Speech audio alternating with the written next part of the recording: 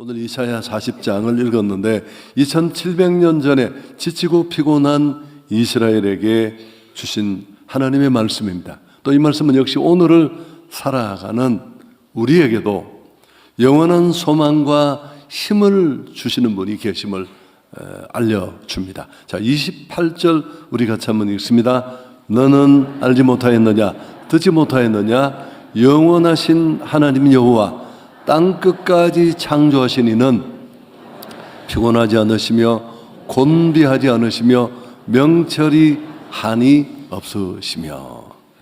쉽게 지치고 피곤해하는 현대인에 대한 깊은 통찰을 제공하는데, 심지어 30절에 보면 소년이라도 피곤하고 장정이라도 넘어지고 쓰러지되, 그런 말씀도 나옵니다.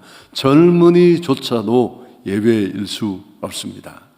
인간의 육체적 한계, 또 정신적 강인함, 또 지식과 경험, 우리는 모든 면에서 유한하고 한계를 가지고 있습니다.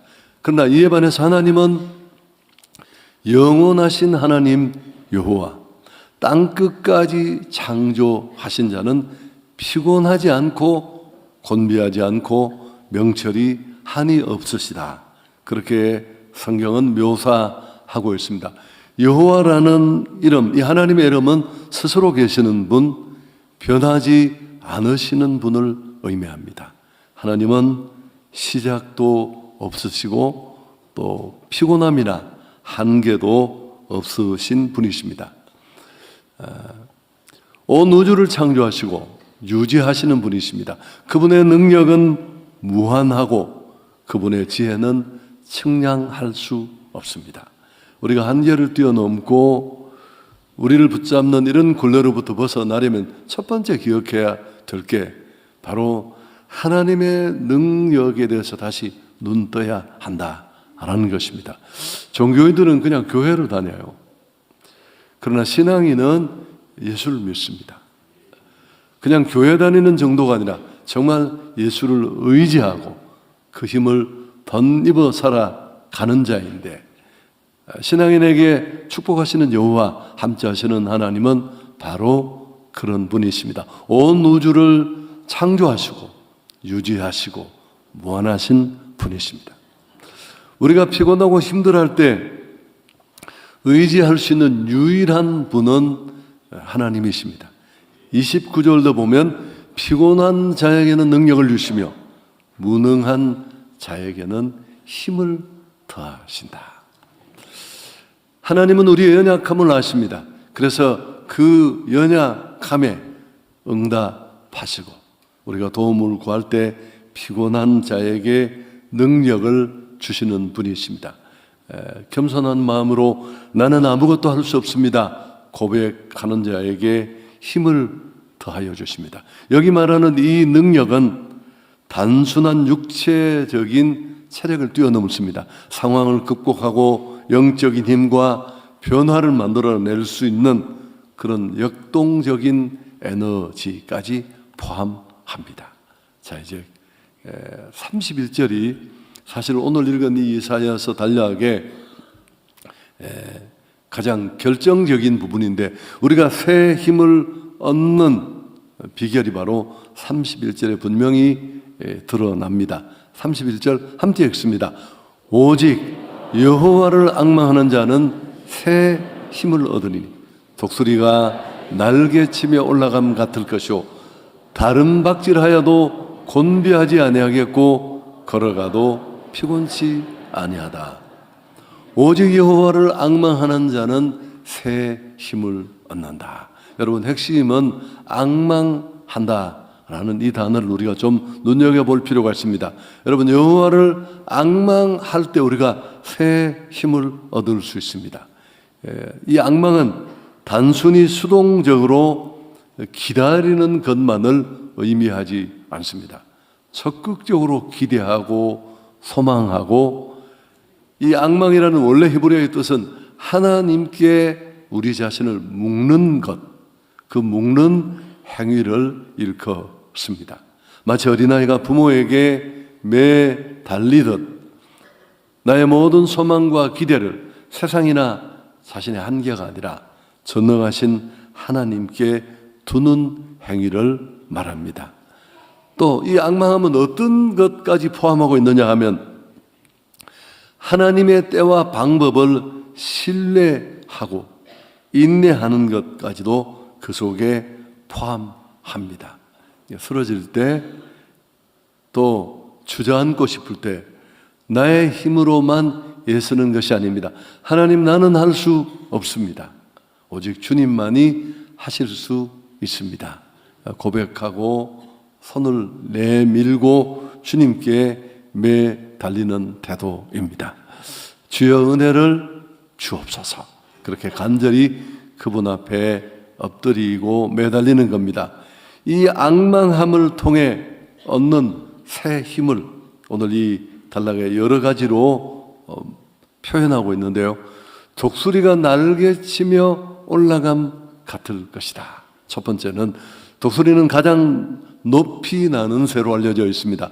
바람에 맞서서 싸우거나 바람 앞에 멈추지 않습니다. 오히려 그 바람의 상승 기류를 이용해서 더 높이 올라간다고 하죠.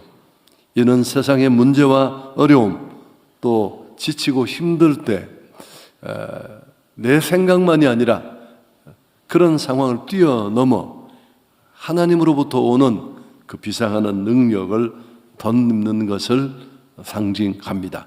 바람을 두려워하지 않고 그 바람을 이용합니다. 여호와를 앙망하는 것이 꼭 같습니다. 막 내 작은 힘, 내 작은 한계, 그 상황을 바닥거리면서 애쓰는 상태를 뛰어넘어 하나님의 상승 기류에 나를 맡기는 것입니다. 그래서 여호와를 앙망하는 자는 독수리 날개치며 올라감 같고, 두 번째, 다른 박질하여도 곤비치 아니하다. 인생은 긴 여정입니다. 마라톤과 같고 때로는 목표를 향해 전력 질주해야 할 때도 있습니다. 여호와를 앙망하는 자는 지칠 줄 모르는 힘을 얻어 꾸준히 달릴 수 있습니다. 큰 걸음을 한 번 내딛는 것도 필요하지만 지루하고 긴 시간, 별로 진전이 없을 때조차도 우리는 지치지 않고 멈추지 않고 꾸준히 달릴 수 있어야 합니다. 역시 여호와를 앙망하고 하나님과 연결되어 있을 때 가능한 일입니다. 지속적인 영적 에너지, 또 목적의식을 가지고 달려갈 수 있는 그런 힘을 우리는 덧입습니다. 찰스 스펄전이 유명한 말을 했습니다. 우리를 지치게 하는 것은 하나님의 일이 아니라 우리 방식대로 행하는 하나님의 일이다. 저는 정확한 지적이라고 생각합니다. 우리가 일 때문에, 일의 무게감, 중량, 크기 때문에 지치는 줄 알지만 우리를 지치게 하는 것은 하나님의 일이 아니라 우리 방식대로 행하는 하나님의 일입니다. 참새처럼 그렇게 아니라 정말 독수리처럼 하나님의 은혜를 덧입어 비상해야 할 줄 믿습니다. 하나님을 의지하고 그분의 뜻대로 행할 때 지치지 않는 영적 활력을 얻습니다. 그리고 또 하나, 걸어가도 피곤치 아니하리로다. 인생은 또 느리고 힘든 길, 어려운 시간도 통과하고 지루한 일상도 견뎌내고 어쩌면 이런 시간이 우리 삶의 대부분의 여정이 될지도 모릅니다. 제가 몇 번 그런 이야기를 했는데, 저는 여러 가지 약점이 많은데 또 그래도 제가 봐도 괜찮은, 나는 우울한 적은 한 번도 없었어요. 제가 잊어버렸을지 모릅니다. 근데 뭐 우울하다는 거, 이 감정이 참 애매하거든요. 특별히 어떤 상황이 없더라도 막연히 내려놓고 싶고 하기 싫고 주저앉아 힘없이 쓰러져 있는 그런 상황들을 맞을 수 있습니다. 그러나 여호와를 앙망하는 자, 하나님과 연결되어 있고 하나님과 묶여 있는 자는 끊임없이 에너지를 받습니다. 지루한 시간, 긴 시간, 피곤하고 쓰러지지 않고 묵묵히 질리지 않고 자신의 길을 걸어갈 수 있습니다. 작은 노력조차 하는 게 버겁게 여겨질 때 하나님을 앙망하는 자는 그 작은 걸음을 계속할 힘을 제공합니다. 사실 그 인생의 대부분의 시간, 제임스 말스톤이라는 학자가 조사를 해보니까 우리 인생의 90%가 기다리는 거예요. 뭐 기도하면 금방 일이 일어나고 노력하면 금방 변화가 찾아오고 그렇지 않거든요. 지난 시간을 인내하고 참고 때로는 비웃고 지루함을 받는 그런 순간에도 요동하지 않고 자세를 풀지 않고 스탠스를 유지하면서 묵묵히 한 걸음 한 걸음 결국 결과와 변화를 만드는 이런 과정도 역시 내 노력과 의지를 뛰어넘어야 합니다. 여호와를 앙망하는 자가 이런 은혜를 누리게 될 줄 믿습니다. 오늘 이사야의 메시지를 통해 우리가 깨달았으면 좋겠습니다. 우리 한계, 우리 인생이 얼마나 약한 존재인가, 한계투성이인가를 우리가 알고 이제 그 한계 위에 계시는 영원하신 하나님께 시선을 고정해야 합니다. 세상 속도와 기준에 맞춰 나를 다 돌려버리고 소진하지 말아야 합니다. 그 대신 하나님 안에서 하나님과 함께 연결되어 그 하나님을 통해 참된 힘과 안식을 덧입어야 할 것입니다. 나는 혼자 할 수 없습니다. 알고 고백하고 엎드리는 순간 우리는 하나님의 능력이 우리 안에서 일하게 될 것입니다. 실제적으로 하나님을 앙망하는 태도는 어떤 것이 있을까? 제가 생각을 해봤습니다. 너무 간략하게 말할 수는 없습니다만 첫 번째는 하나님의 말씀이 필요합니다. 사실 우리가 지치고 피곤할 때 성경 말씀과 무슨 상관이 있을까 싶지만 그렇지 않습니다. 하나님의 말씀은 영적인 양식이 될 뿐만 아니라 우리의 길을 비추는 등불이라고 했잖아요. 시편 119편 설교한 지가 얼마 되지 않았습니다만 105절에 주의 말씀은 내 발의 등이요 내 길에 비칩니다. 우리가 피곤할 때 말씀을 멀리하는 경향이 있지만 말씀이야말로 하나님의 말씀 성경이야말로 우리 지친 영혼의 생명수가 될 것입니다.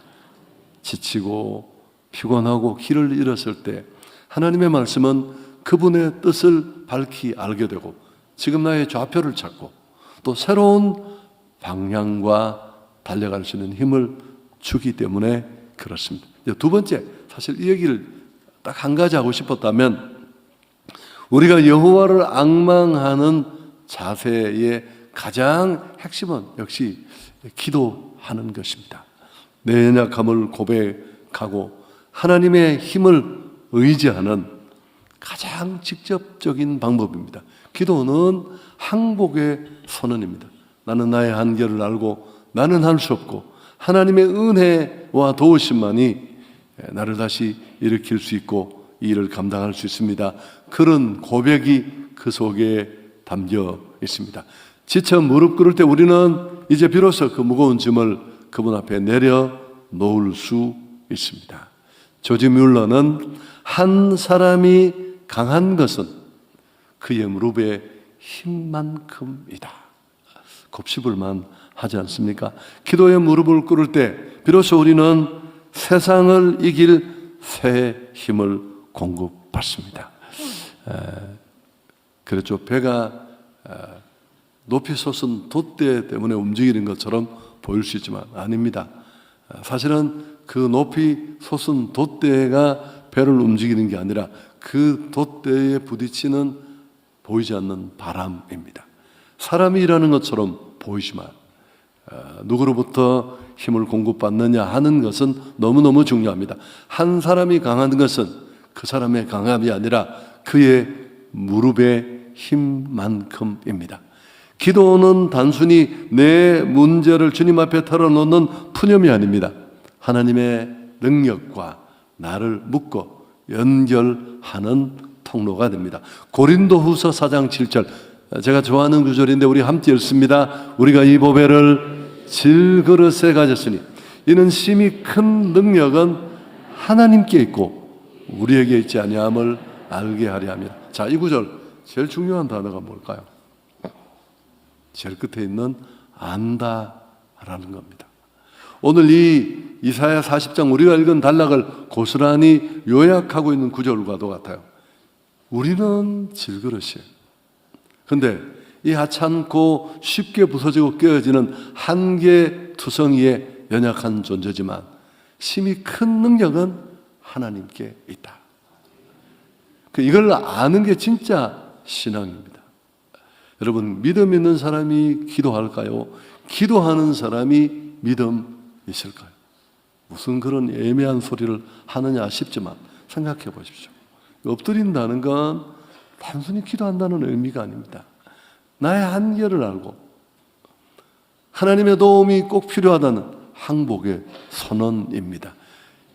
제가 기도에 대해서 제일 좋아하는 정의이기도 합니다만은 기도는 우리의 무능과 하나님의 전능을 연결하는 염줄이 될 줄 믿습니다. 하루에 5분, 10분 짧은 시간이라도 여러분 꼭 예배, 새벽 예배에 못 나와도 좋아요. 6시 예배에 못 나와도 잠깐 운전대를 주고 5분이라도 진심을 담아 고백을 담아 나의 약함을 내려놓고 그분과 나를 묻고 또 정말 여호와를 앙망할 때 우리는 이 은혜를 덧입게 될 것입니다.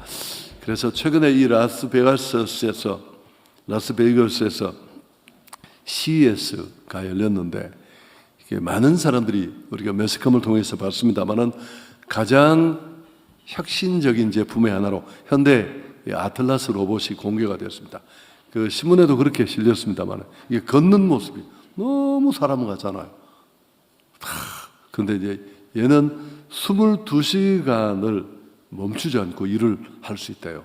곧 언제 실제 산업 현장에 들어갈지는 모르겠습니다만은 근데 그 2시간 일하지 않는 시간이 뭘까요? 이 로봇조차도 배터리를 교체하거나 충전해야 다시 움직일 수 있습니다. 무기질로 만들어진 최첨단 로봇도 충전 없이는 멈춰버리는데 여러분, 우리는 사실 흙이에요. 흙. 인간은 흙으로부터 와서 흙으로 돌아가는 하나님의 생기와 공급이 없이는 우리는 그저 흙 조각일 뿐입니다. 우리는 거친 인생의 바다를 항해하는 작은 조각배와 같습니다. 거대한 파도와 폭풍 앞에서 자신의 힘만으로 일어서는 일은 쉽지 않습니다. 제가 늘 말하지만 기도 없이 하루를 시작한다는 건 정말 교만한 거예요. 나는 충분히 알고 있고 나는 충분히 하루를 살아갈 힘이 있고 한 번밖에 살 수 없는 이 하루라는 시간을 내 힘으로 경영할 수 있다는 엄청난 교만이 그 속에 들었습니다. 짧은 시간이라도 그저 아침에 잠깐 침대 위에서 벽에를 끌어안고 5분이라도 하나님, 나는 이런 존재입니다. 기도할 때 우리는 새 힘을 얻고 새로운 단계로 나아갈 수 있습니다. 피곤하고 쓰러질 것 같은 순간이 찾아올 때 오늘 이 31절의 말씀을 꼭 기억하십시오. 오직 여호와를 앙망하는 자는 새 힘을 얻게 될 줄 믿습니다. 그래서 다시 일어설 수 있습니다. 그 존 마크 코모의 슬로우 영성이라는 책에 보면 그 속에 아주 큰 주제 하나가 하나님을 기다리는 연습입니다. 바쁜 일상 속에 이 리듬을 다 내려놓고 하나님을 만나고 하나님의 그 은혜의 날개와 함께하는 그런 법을 소개하는데 이 책 속에 우선은 현대인이 겪는 영적 위기의 가장 핵심 원인을 뭐로 꼽느냐 하면 서두름입니다. 서두름. 저도 이 얘기 정말 많이 했습니다. 여러분, 그 성령의 인도를 받는 게 진짜 신앙생활입니다. 종교인은 교회를 나눠요. 신앙인은 하나님의 인도를 받습니다. 예수께 기려 있고 하나님의 인도를 받아야 내가 나를 뛰어넘고 내 한계를 뛰어넘는 그런 변화를 만들 수 있는데, 그러려면 성령의 인도를 가로막는 가장 치명적인 게 서두름입니다. 서두름. 영성생활의 가장 큰 적이 서두름이다. 달라스 윌라드의 말을 이 책 속에 인용합니다. 우리가 늘 바쁘고 시간에 쫓기는 이유가 뭘까요? 일이 많아서 그런 게 아닙니다. 이 시대의 속도, 방식에 우리가 설득되어 있고 이미 길들여 있는 겁니다. 서두름은 사랑, 기쁨, 평안, 이런 핵심 가치를 놓치게 됩니다. 무엇보다 다시 말하지만 하나님으로부터 멀어지게 합니다. 그래서 하나님의 인도를 놓치게 된다는 사실. 저자는 우리가 하나님을 경험하지 못하는 이유는 하나님이 부재해서가 아니고 우리가 너무 빨리 움직이고 귀 기울이지 않고, 그러면서 예수님은 한 번도 서두르신 적이 없었습니다. 늘 그분은 하나님과 연결되어 교제하는 여유 속에 계셨습니다. 하나님을 기다리는 연습은 단순히 시간을 때우는 것이 아니라 삶의 주도권을 그분 앞에 완전히 내어드리고 내 속도조차도 그 영적 복폭을 그분에게 맞추고 기다리는 겁니다. 그래서 여러분, 저는 10년을 기다려요. 10년을.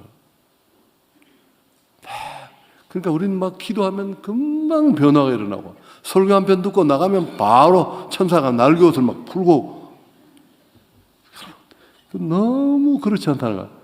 정말 긴 시간, 우리 사는 목적의 94%, 윌리엄 말스톤이라는 기다림, 대부분은. 그래서 그 10년은 진짜 죽음 같은 시간인데 아무것도 할 수가 없었어요. 되는 일도 없고 할 일도 없고. 그때 누군가가 방문을 팍 차고 돌아왔습니다. 누구였을까요? 우리 와이프였습니다. 저를 딱 쳐다보고 방문을 발로 딱 차더니만 도누기 회개! 그리고 집을 어디 가버렸어요.